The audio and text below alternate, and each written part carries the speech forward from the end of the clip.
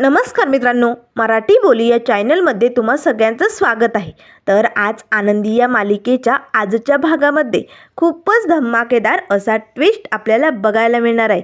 कारण विद्याधर आता आनंदीच्या घरी पोचलेलं समजतात. मालक साहेबांनी आनंदीच्या सुरक्षिततेसाठी मोठा निर्णय घेतलेला आपण बघणार आहोत. तर इथे आता मालक साहेब केबिनमध्ये शिर्केची वाट बघत असतात. तेवढ्यात शिर्के येतात आणि म्हणू लागतात, मालक साहेब अहो घात झालाय, लय मोठा घात झालाय. त्यावर मालक साहेब म्हणू लागतात, शिर्के जे काय असेल ते 3 शब्दात बोलायचं. त्यावर लगेच शिर्के म्हणू लागतात, मालक साहेब त्या नराधमाने डाव साधला हो. त्यावर मालक साहेब म्हणू लागतात, काय कुठल्या माऊलीवरती नजर पडली? नाही शिर्के, जी कोणी माऊली ना ती मला कळायला हवी. कोण आहे ती ज्याची अब्रू धोक्यात आहे? लवकरात लवकर सांगा शिर्के. त्यावर शिर्के म्हणू लागतात, मालक साहेब अहो या नराधमाने आपल्या आबा जाधवांच्या नातीवर आनंदीवरती नजर टाकली. आता हे ऐकताच मालक साहेबांचा राग मात्र खूपच वाढलेला असतो.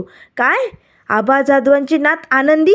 बास शिर्के, आता या सापाला ठेचण्याची वेळ झाली. आईच्या शब्दाखातर मी या सापाला आजपर्यंत दूध पाजत आलो, पण आता नाही. आता ज्या हाताने मी याला दूध पाजलं ना त्याच हाताने मी याचा गळा घोटणार शिर्के. तेव्हा लगेच आता शिर्के म्हणू लागतात, मालक साहेब आपल्याला जे काही करायचे ना ते लवकरात लवकर करावं लागेल. कारण या नराधमाची नजर आनंदीवरती पडली आणि आनंदीला काही त्रास होता कामा नये मालक साहेब. त्यावर मालक साहेब म्हणू लागतात, शिर्के तुम्ही त्या नराधमाकडे आत्ताच्या आत्ता जा आणि त्याला सांगा उद्याचा सूर्योदय निघण्याआधी तू इकडनं निघायचं. जर उद्या तो या गावात दिसला तर उद्या त्याचा गळा घोटला जाणार. कारण रक्ताची नाती तोडायला या युगंधरला वेळ लागणार नाही. त्याने जी चूक केली ना त्या चुकीची शिक्षा त्याला होणार. कारण आबा जाधव म्हणजे साधासुद्धा माणूस नाही आहे. आबा जाधवांनी आपलं सगळं आयुष्य, आपल्या सगळ्या आयुष्याची मेहनत या कारखान्यासाठी घालवली. रक्ताचं पाणी केलं, घाम गाळला, पण ते इमानदारीने या कारखान्यात काम करत राहिले. आणि अशा माणसांवरती आपल्यामुळे कुठलं संकट येऊ शकत नाही. त्यामुळे शिर्के लगेच निरोप पोचवा त्या नराधमाला.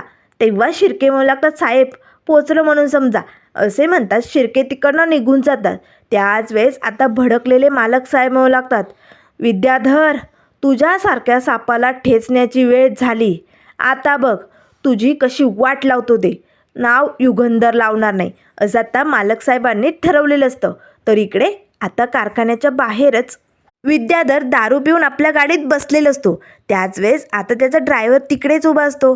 तेवढ्याच शिर्के तिकडे येतात आणि म्हणू लागतात, विद्याधर सर मालक साहेबांचा हुकूम आहे, तुम्हाला उद्याचा सूर्यास्त होण्याआधी इकडनं निघायचं आहे.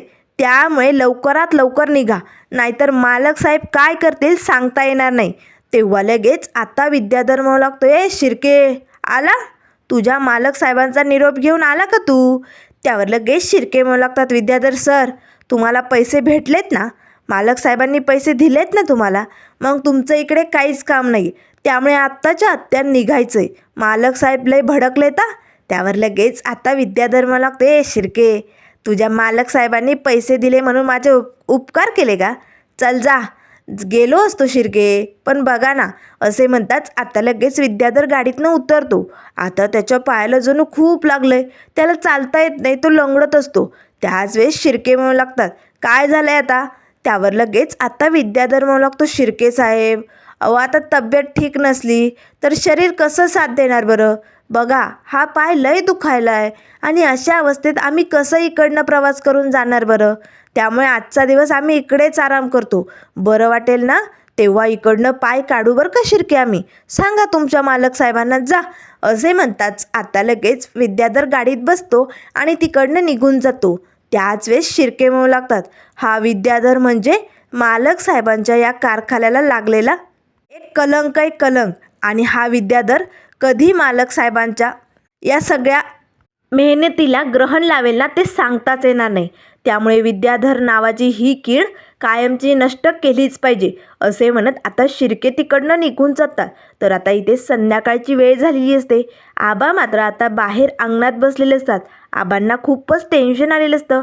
काय करावं आता पुढे कसं होईल याचं खूप टेन्शन आल्यामुळे आबा विचार करत बसलेले असतात. तेवढ्यात आरती येते. आबा अहो असं मनाला पोखरून काही होणार आहे का? हे बघा तुम्ही काळजी करू नका, जे झालं ते विसरून जा बरं, टेन्शन घेऊ नका.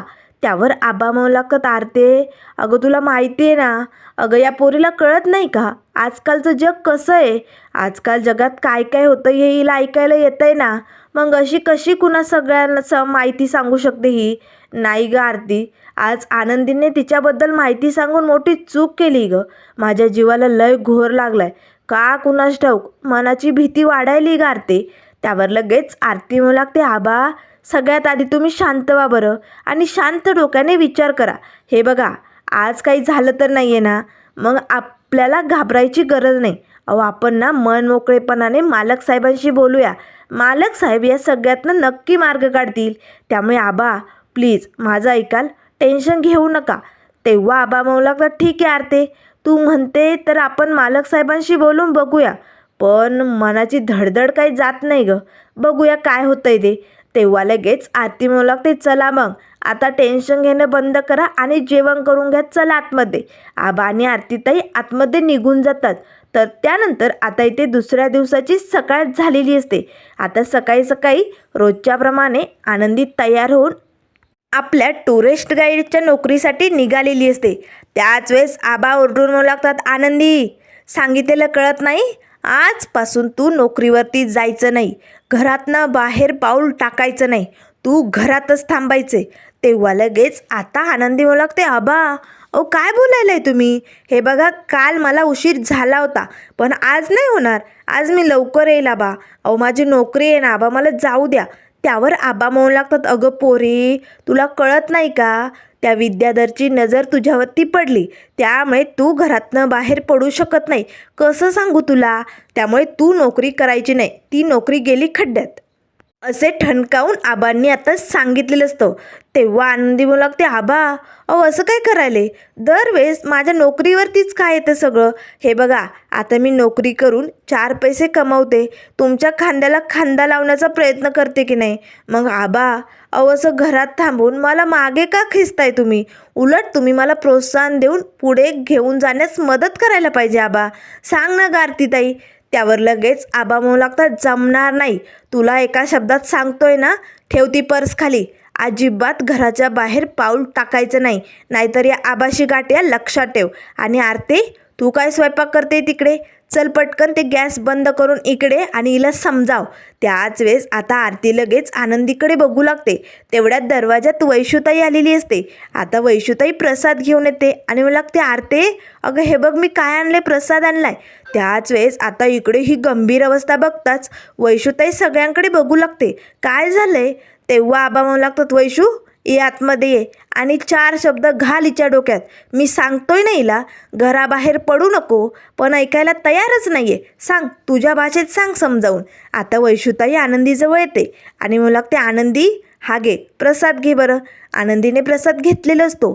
तेव्हा वैशुताई म्हणू लागते, अगं हे बघ आनंदी, आबा जे काय बोलायलेत ना ते अनुभवाने बोलतायत ग, त्यामुळे प्लीज आनंदी आबांचं ऐक, तू नको पडू घरातनं बाहेर.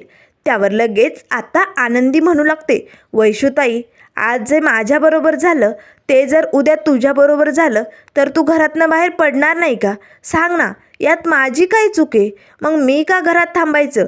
अगं आपण जर स्वतःला असं घरात डांबून ठेवलं तर आपली हार झाल्यासारखं होईल ना, मग मी का असं घरात थांबू राहू, सांग ना वैशुताई, तू काय केलं असतं.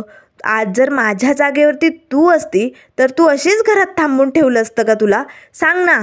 त्यावर लगेच आता दरवाजात हा नराधम म्हणजे विद्याधर येऊन पोचलेला असतो. तेव्हा विद्याधर म्हणू लागतो, अजिबात नाही, तुम्ही घराबाहेर पडायलाच पाहिजे.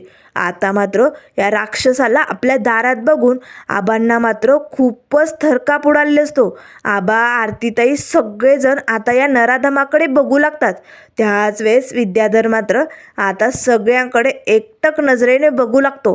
त्याच वेळेस वैशूताई, आरती सगळ्याजणी घाबरतात आणि पटकन आनंदीजवळ येऊन उभी राहतात. त्याच वेळेस आबा म्हणू लागतात, विद्याधर मालक तुम्ही?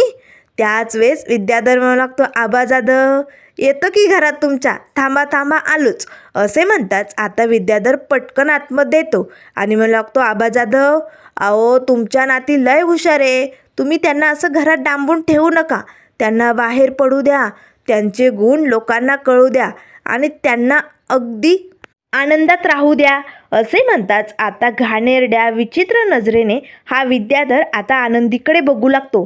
त्याच वेळेस आता आबांना, आरतीला खूपच राग येतो. तेव्हा लगेच हा विद्याधर आनंदीजवळ जाणार. तेच आरतीताई पटकन आनंदीच्या समोर जाऊन उभी राहते. विद्याधरला राग येतो. तेव्हा आबा म्हणू लागतात, छोटे मालक काय काम होतं तुमचं, तुम्ही इकडे का आलात? तेव्हा लगेच आता विद्याधर म्हणू लागतो, आबा अहो तुमच्या हुशार आनंदीचं कौतुक, तिचे आभार मानायला आलोय मी.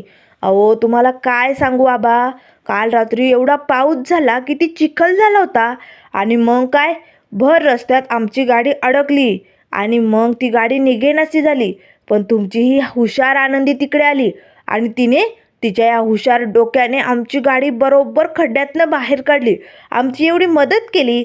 म्हणून म्हटलं चला आनंदीचे आभार मानावे, तिच्याबरोबर 4 शब्द बोलावं.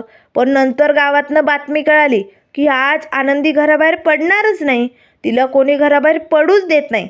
म्हणून म्हटलं चला आनंदी घराबाहेर पडणार नाही म्हणून काय झालं, आपण तर घरात जाऊ शकतो ना, म्हणून आलो इकडे, हो की नाही आनंदी? त्याच वेळेस आबा म्हणू लागतात, हे बघा छोटे मालक, तुमचं काम झालंय ना, पण तुम्ही जाऊ शकता. त्यावर लगेच आता विद्याधर म्हणू लागतो, आबा जाधव अहो काय करताय तुम्ही, असं कसं काम झालं? अहो मी पहिल्यांदा तुमच्या घरात आलो आहे ना, हो की नाही? मग मला काही पाहुणं म्हणून बसायला वगैरे द्याल की नाही? तिथे एक स्टूल असतो. आता लगेच विद्याधर त्यावरती बसतो आणि म्हणू लागतो, आबा अहो पाहुण्याला पाणी वगैरे देण्याची काही पद्धत आहे की नाही तुमच्याकडे? अहो द्या की पाणी. त्यावर आबा म्हणू लागतात, आणतो, मी पाणी आणतो.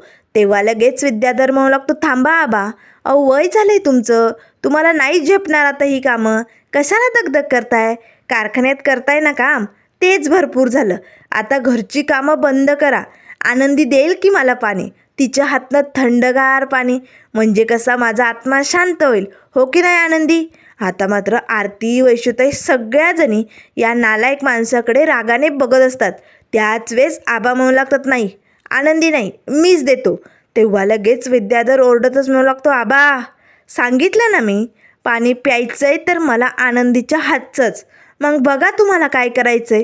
आता मात्र लगेच आबा आनंदीला खुणवतात, जा पटकन पाणी घेऊन ये. आनंदी पटकन आता किचन ओट्याजवळ जाते आणि ग्लासमध्ये पाणी घेऊन येते.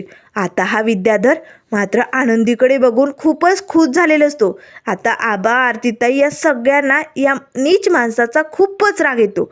त्याच वेळेस आनंदी आता लगेच विद्याधरजवळ पाणी घेऊन येते.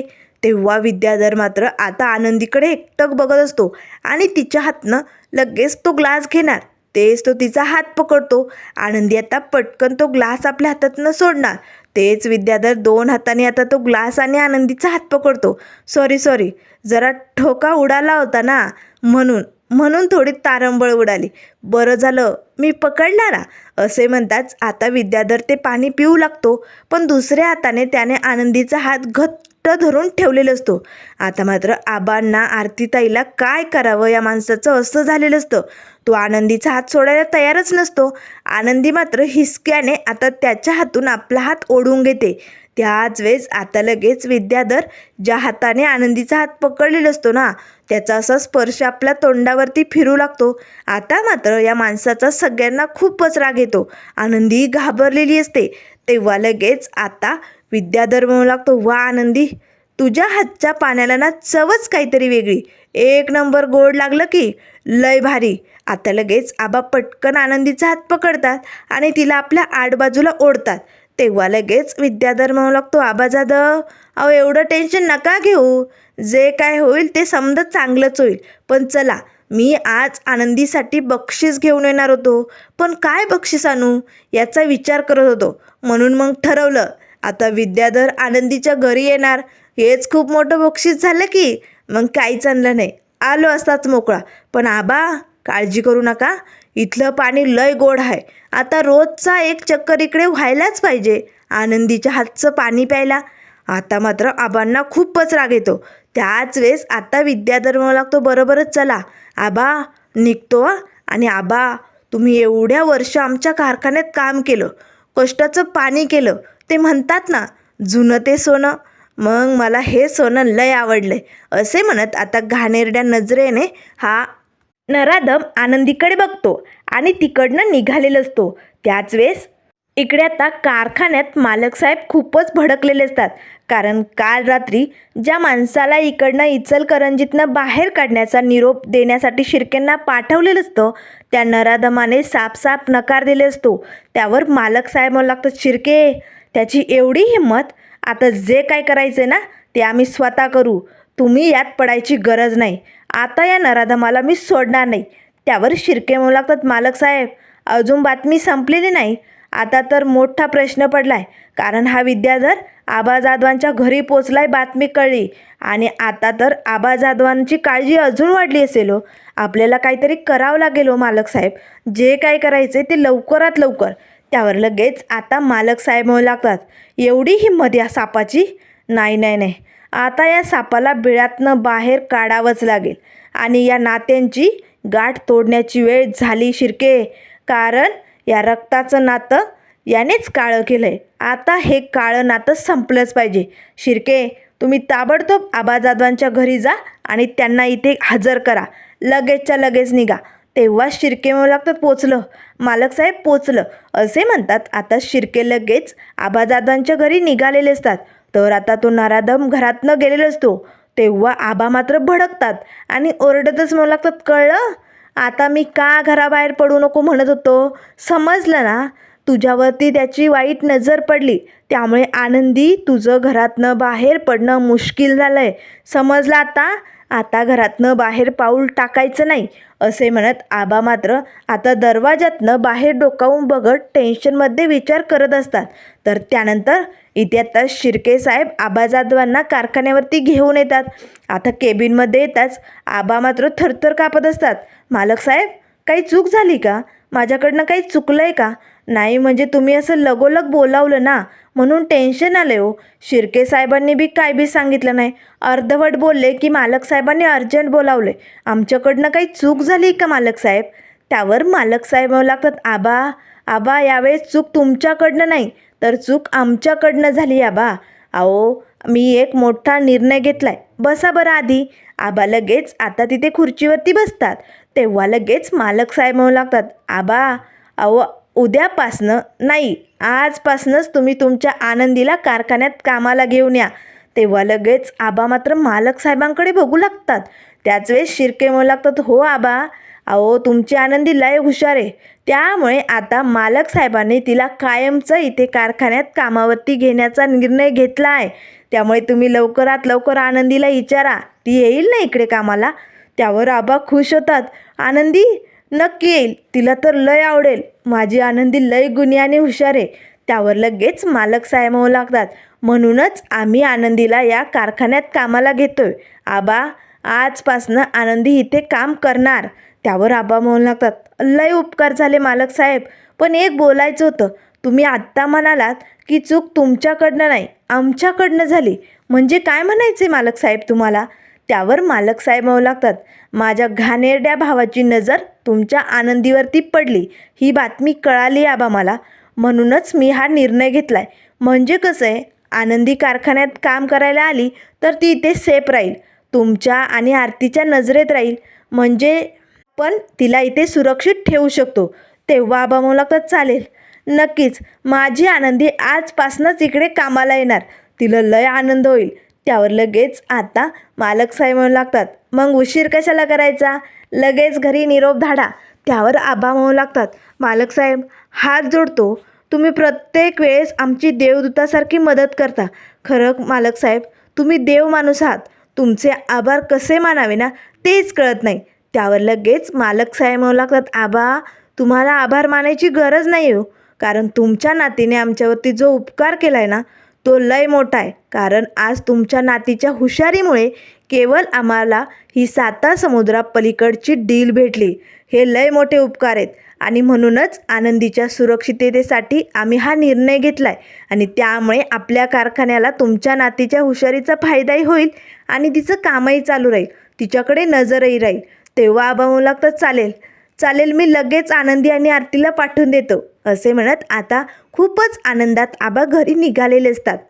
त्याच वेळेस मालक साहेब म्हणू लागतात, आता शिर्के कळेल या सापाला रक्ताचं नातं कसं तुटतंय ते. कारण अजून या जंगलाचा राजा जिवंत आहे हे हा नराधम विसरून गेला होता. मला माझ्या राज्यात एक वेळ बिबट्या चालन, पण ही असली लांडगी अजिबात चालणार नाही शिर्के. आता या सापाला कसं ठेचायचं ना याची तयारी करा. कारण जर तो विद्याधर आनंदीवरती नजर टाकण्यासाठी कारखान्यात आला तर त्याचं काम झालंच म्हणून समजा शिर्के, असं मालक साहेबांनी ठरवलेलं असतं. तर त्यानंतर मित्रांनो पुढील भागामध्ये आपल्याला बघायला मिळेल इथे आनंदी खूपच उत्साहाने आता कारखान्यात काम सुरू करते. आता सगळे कामगारही खुश झालेले असतात, कारण आता रोज आनंदी त्यांच्याबरोबर कामासाठी असणार असते ना. सगळीकडे आनंदी आनंद असतो. त्याच वेळेस आनंदी आता डिझाईन बनवायला घेते तेव्हा लगेच आता ती कामगारांना सांगत असते, मालक साहेबांचं डिझाईन अगदी दर्जेदार असतं, मालक साहेब लय भारीत आपले. त्याच वेळेस पाठीमागनं विद्याधर येतो आणि म्हणू लागतो, जसं मालक साहेबांचं डिझाईन भारी ना तसं हे डिझाईन बी मला लय आवडले. असे म्हणताच तो आता आनंदीच्या खांद्यावरती हात ठेवणार. तेच पाठीमागनं मालक साहेब येतात. मालक साहेब येताच आता या विद्याधरची कुत्र्यासारखी धुलाई करू लागतात. अगदी लोखंडी रॉडने मालक साहेबांनी या विद्याधरला मारलेलं असतं आणि आता लगेच कारखान्याच्या बाहेर धक्के मारून बाहेर फेकलेलं असतं. हे बघ विद्याधर, एक गोष्ट लक्षात ठेव, इचलकरंजी गावातल्या कुठल्याही माऊलीवरती नजर टाकण्याची हिंमत करू नको, नाहीतर हा युगंधर स्वतःच्या हाताने तुझे हे 2 डोळे काढून बाहेर फेकीना. शेवटचं सांगायलोय, चल निघ इकडनं.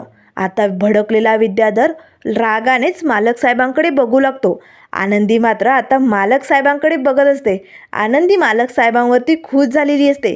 तर त्यानंतर अशाच मालिकेंच्या अपडेट पाहण्यासाठी चॅनलला लाईक करा, सबस्क्राईब करा. व्हिडिओ पाहिल्याबद्दल धन्यवाद.